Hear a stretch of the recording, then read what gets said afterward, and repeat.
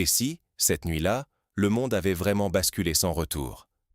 Imaginez, sous le couvert de la nuit, alors que Washington, Téhéran et toutes les capitales gardaient encore l'espoir d'éviter le pire, l'Iran frappe. Pas un tir d'avertissement, pas une démonstration de force destinée à impressionner ou à négocier. Non, cette fois-ci, il s'agit d'une attaque militaire coordonnée, planifiée dans les moindres détails et conçue pour frapper là où ça fait mal. Un porte-avions américain, le symbole absolu de la puissance navale et militaire des États-Unis. Ce n'est pas seulement un choc militaire, c'est l'effondrement d'un mythe, celui selon lequel la domination américaine sur les mers est inébranlable, protégée par une technologie et une stratégie qui semblèrent jusque-là insurmontables. Or, cette nuit-là, l'impensable a eu lieu.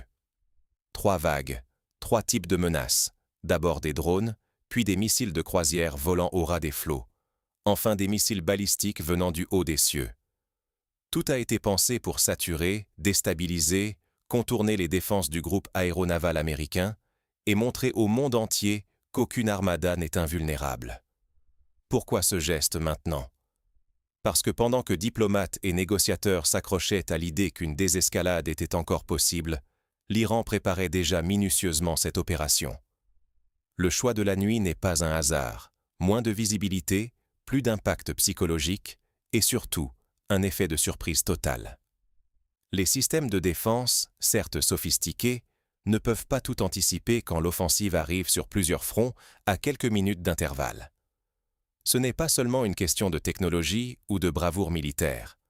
Ce qui s'est joué ici, c'est un bouleversement psychologique, une rupture historique. La preuve, pour tous les acteurs de la scène internationale, que même les intouchables peuvent être atteints. Ignorer ce tournant, c'est risquer d'être dépassé par les changements stratégiques et de rester prisonnier de vieux schémas sur la puissance mondiale. La paix, la sécurité, nos économies, l'équilibre politique global, tout cela pourrait être redéfini à partir de cette nuit. Alors, pour comprendre à quel point cette attaque signe un point de non-retour dans l'ordre mondial, il faut revenir sur les faits. Décryptons ensemble comment l'Iran a frappé ce géant et pourquoi cette tactique change tout. Pourquoi l'Iran a-t-il choisi la nuit et en quoi la méthode importait-elle autant que le résultat? Derrière chaque détail de cette attaque, il y a une intention stratégique, presque chirurgicale, qui révèle un message bien plus profond que l'on pourrait croire. L'opération contre le porte-avions américain n'a rien d'une improvisation ou d'un coup de tête. Dès le départ, la nuit a été choisie pour brouiller les pistes. Dans l'obscurité, les systèmes d'observation et de défense embarqués sur un porte-avions moderne perdent une partie de leur réactivité. Les radars perdent de la précision, les satellites voient de moins bien, les temps de réaction se rallongent. En somme, c'est le moment idéal pour frapper, car même la machine militaire la mieux huilée est vulnérable quand elle ne voit pas venir le coup. Mais la véritable sophistication de l'attaque réside dans sa coordination millimétrée. 3 vagues distinctes, et chacune avait son rôle précis. La première vague, les drones, en nombre massif, envoyés en éclaireurs, mais surtout pour saturer les défenses anti-aériennes. C'est à la fois un rideau de fumée électronique et un test en temps réel des réflexes américains. Derrière, une deuxième vague, des missiles de croisière, capables de raser l'eau, d'esquiver les radars et de contourner les systèmes de protection rapprochés. Et enfin, la troisième vague, la plus redoutée, les missiles balistiques, lancés sur des trajectoires quasi verticales, traversent la stratosphère avant de piquer droit sur la cible, exploitant les angles morts des défenses aériennes, souvent déjà occupées à contrer les attaques précédentes. Ce n'est pas juste une démonstration de force, c'est une maîtrise rare de la guerre multidomaine, une manœuvre que les analystes militaires américains n'avaient, jusqu'ici, envisagée que dans leur pire scénario théorique. Désormais, la menace potentielle est devenue une réalité. Cette attaque, c'est la matérialisation d'un tournant psychologique, la vulnérabilité de ce qui était censé être imprenable, le fameux mythe de l'invulnérabilité américaine, est exposé aux yeux du monde entier. Il faut aussi souligner l'effet psychologique et informationnel redoutable de l'opération. L'information du raid tombe en pleine nuit aux États-Unis. C'est la confusion. Responsables politiques et militaires sont tirés du sommeil, obligés d'activer en urgence tous les protocoles de crise. La Maison-Blanche, le Pentagone, tout le Conseil de sécurité nationale plonge dans la gestion du chaos, alors même que les données arrivent encore de façon parcellaire. Difficile de savoir, dans l'instant, l'étendue des dégâts, l'état du navire, du personnel. Chaque minute de retard, chaque hésitation, amplifie l'effet de choc psychologique, non seulement sur l'état-major américain, mais aussi sur l'opinion publique. Pendant tout ce temps, chose encore plus frappante, les diplomates iraniens continuaient de négocier et d'échanger avec leurs homologues internationaux sans rien laisser transparaître. Ce double jeu, où la diplomatie maintient la façade du dialogue alors que la décision militaire est déjà prise, renforce l'effet de surprise et marque la rupture, un avant et un après. Comprendre ce degré de préparation et de sophistication, c'est saisir que la région et le monde sont entrés dans une ère où l'initiative peut venir d'acteurs que l'on croyait cantonnés à la défensive. Si l'on ne prend pas la mesure de cette capacité d'innovation tactique, on risque de sous-estimer le potentiel de transformation des rapports de force régionaux, voire mondiaux. Ce n'est pas seulement une question de missiles ou de technologie, c'est le signal que les règles du jeu sont en train de changer et qu'il faut désormais regarder au-delà des apparences. Mais au-delà de l'exploit militaire, quel était le sens profond de ce compte réglé annoncé par l'Iran? Quand deux lectures opposées d'un même événement créent le plus grand risque d'escalade de la décennie, il devient vital de comprendre ce qui se joue réellement entre l'Iran et les États-Unis. Du côté iranien, le message est limpide. Cette attaque n'est pas un acte isolé, mais la réponse accumulée à des années d'humiliation, de pertes et de pression. Pour Téhéran, il s'agit d'une riposte à tout. Les assassinats de ses généraux, les sabotages de son programme nucléaire, les sanctions asphyxiantes et la longue série de provocations attribuées à l'Occident. L'attaque contre le porte-avions américain est, pour l'Iran, une sorte de fermeture de compte, le clou final d'un cycle de confrontation, un avertissement qui, à leurs yeux, doit imposer le respect et ouvrir enfin un espace pour négocier sur des bases différentes. Téhéran ne nie pas la gravité du geste, mais le présente comme la condition préalable à toute discussion future. Dans cette logique, la nuit de l'attaque marque une conclusion, une ligne rouge qui, une fois dépassée, pourrait permettre de réécrire les règles du jeu. Mais pour Washington, le sens de cet acte est radicalement inverse. Frapper un porte-avions américain, c'est bien plus qu'une simple provocation militaire. C'est toucher à un symbole national, défier la suprématie navale qui, depuis des décennies, incarne la puissance dissuasive et la protection des intérêts américains partout dans le monde.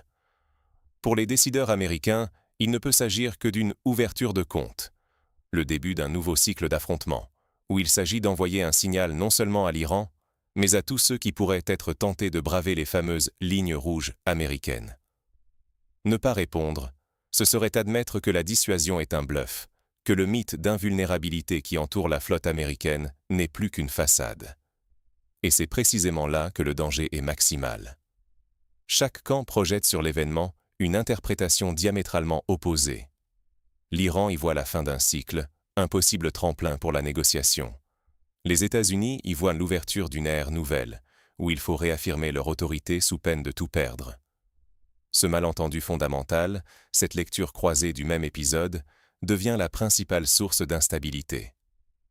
Car si chacun agit selon sa propre logique sans réellement comprendre celle de l'autre, la probabilité d'une escalade hors de contrôle, d'un engrenage fatal, augmente à chaque nouvelle décision prise dans l'urgence ou sous la pression de l'opinion publique. Pour le public, l'enjeu ne se limite donc pas à savoir qui gagnera militairement, mais bien à anticiper les conséquences profondes de ce choc des perceptions. Une mécompréhension persistante à ce niveau de responsabilité peut, en quelques jours, faire basculer la région, et peut-être le monde, dans la guerre.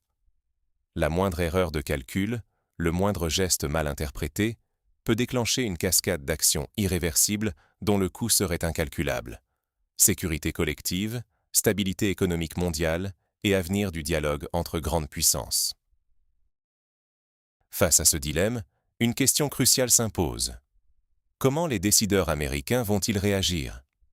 Vont-ils privilégier la démonstration de force ou choisir la prudence stratégique?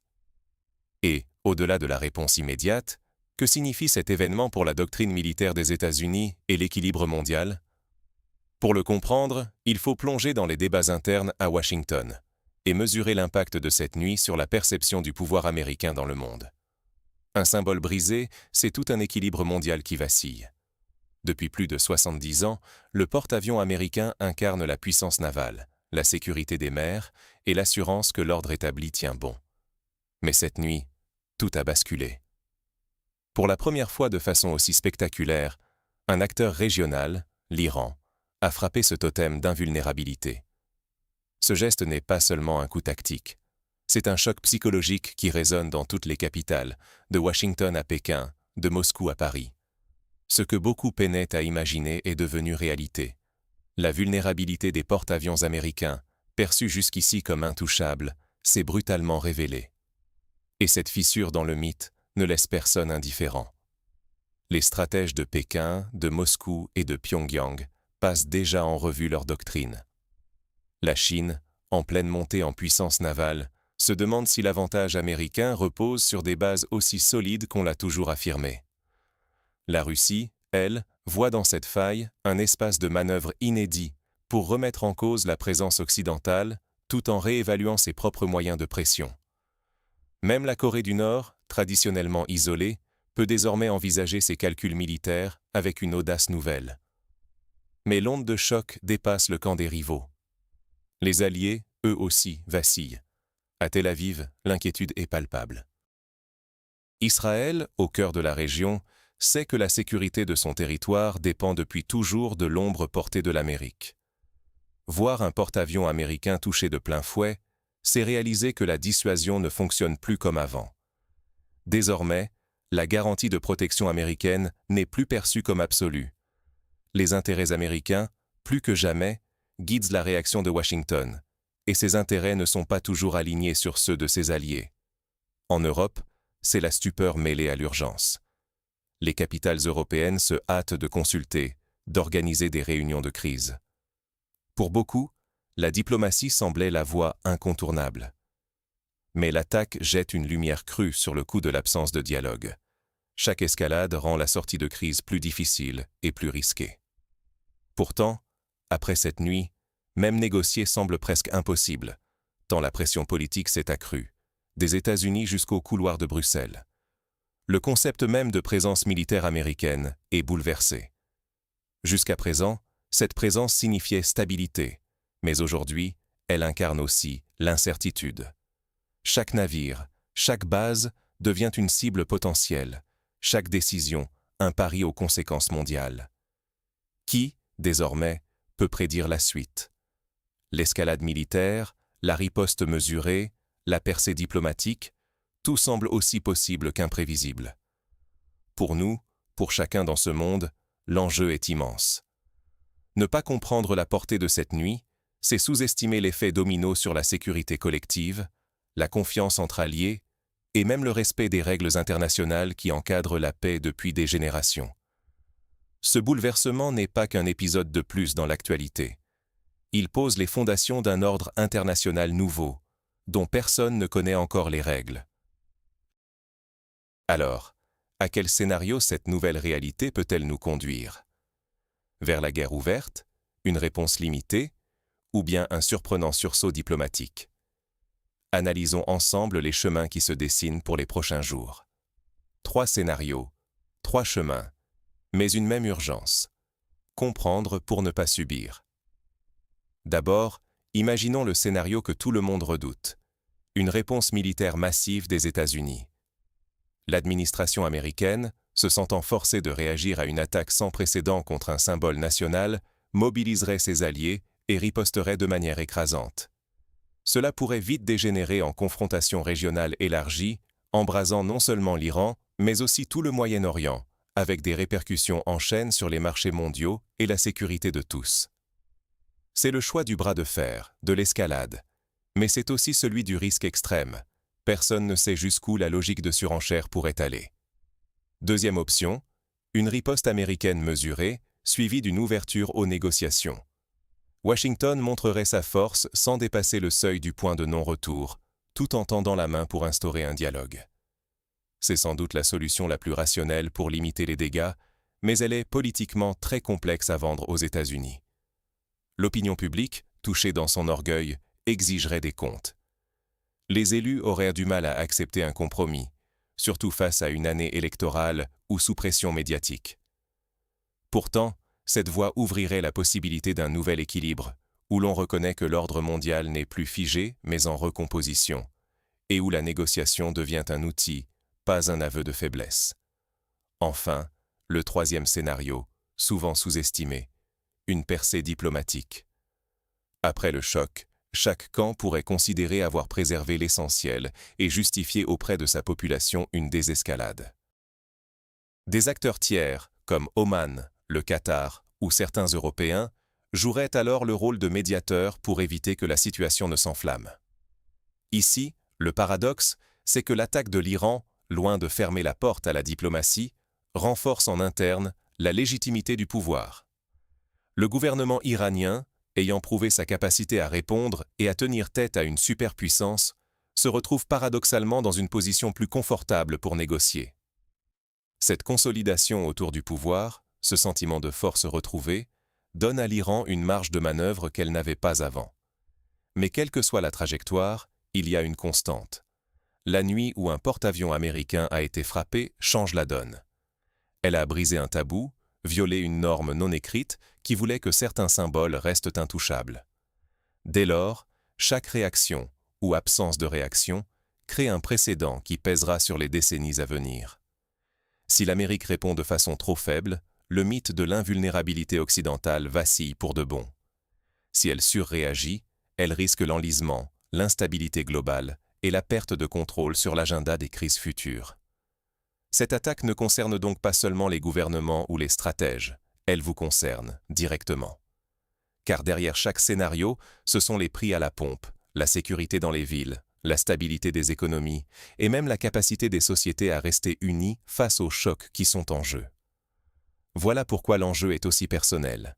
Il s'agit de votre capacité à lire entre les lignes, à ne pas vous laisser emporter par le tumulte médiatique, à comprendre que l'ordre mondial n'est pas une abstraction, mais le cadre dans lequel se jouent vos droits, votre sécurité et votre avenir économique. Les prochains jours, les prochaines semaines, exigeront une vigilance extrême.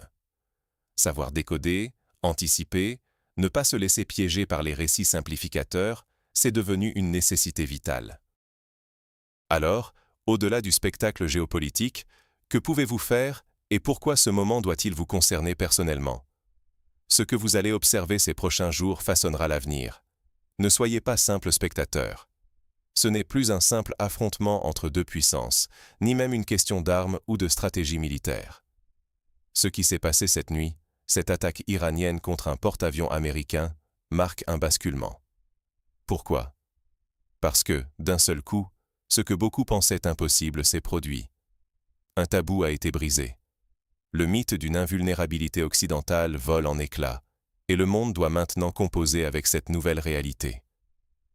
Ce moment est bien plus qu'un épisode de crise. Il agit comme un révélateur et un accélérateur des mutations profondes en cours.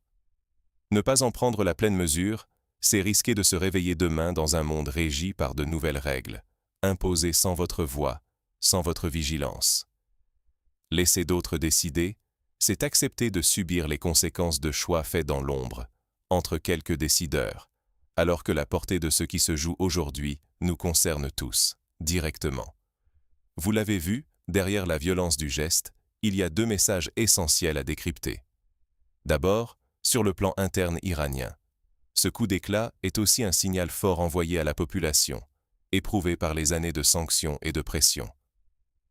Pour le régime, il s'agit de montrer qu'il tient tête, qu'il défend ses intérêts, et de rassembler autour d'un sentiment de résistance, voire de victoire. Ce type d'acte, paradoxalement, donne plus de marge à la direction iranienne pour négocier ensuite, car elle peut affirmer à son opinion avoir imposé un rapport de force et récolter un capital politique à dépenser dans de futures discussions. Le second message, tout aussi crucial, touche à l'ordre international lui-même. Jusqu'ici, une règle tacite voulait qu'aucun État ne frappe directement et ouvertement les symboles militaires majeurs d'une grande puissance, surtout hors de ses frontières. Ce principe garantissait une certaine stabilité dans les zones où se croisent les grandes forces. Or, cette nuit, cette ligne rouge a été franchie. Un précédent est créé, et c'est l'avenir même des règles du jeu mondial qui est en jeu. La question clé devient alors, quelles conséquences cette transgression entraînera-t-elle? Si l'absence de réponse significative s'installe, la norme s'effrite. La porte s'ouvre à d'autres actes similaires, ailleurs, demain. Mais au contraire, si une réaction se fait sentir, elle définira les nouveaux contours de ce qui est acceptable.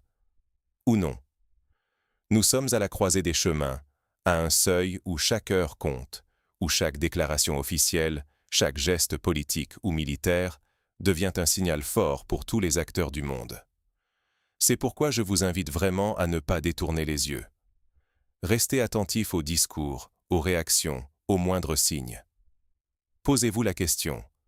Sommes-nous témoins d'un simple incident ou d'un basculement historique? Commentez en un mot ce que vous ressentez en ce moment face à cette situation. L'indifférence n'est plus une option. Comprendre ce qui se joue, c'est déjà se préparer à peser sur l'avenir. À très vite pour une nouvelle analyse, alors que l'histoire s'écrit sous nos yeux.